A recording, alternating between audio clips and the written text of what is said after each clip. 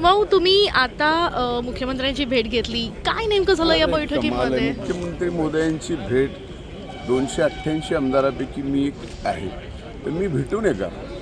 माझ्या मतदारसंघातली कामं आहेत. माझ्या मतदारसंघातल्या मायबाप जनतेने मला 1,42,000 मताने निवडून दिले आणि मोठी कामं आहेत. त्यामुळे माननीय मुख्यमंत्र्यांची भेट घेतली आणि त्यांच्याकडे पत्र दिली.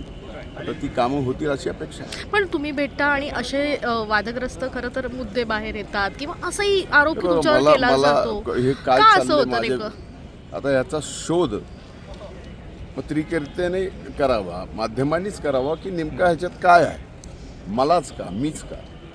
पण काही ऑडिओ वगैरे व्हायरल होत आहे. कसली त्याच्यामुळे- कसली कुठली ऑडिओ व्हायरल? तुम्हाला तरी माहिती आहे का कुठली व्हायरल ऑडिओ होती? माध्यम म्हणून तुम्हाला तरी माहीत आहे का की कुठली व्हायरल झालेली ऑडिओ आहे? Tell me.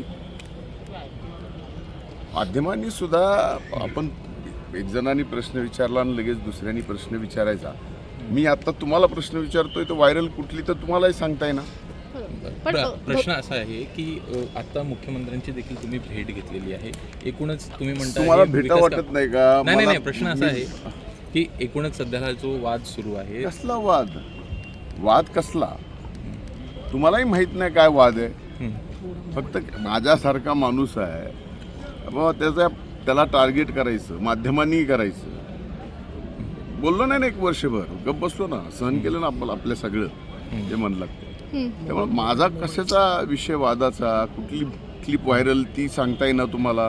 कुठला वादाचा मुद्दा मी विचारतोय तुम्हाला तेही तुम्हाला सांगता येईना.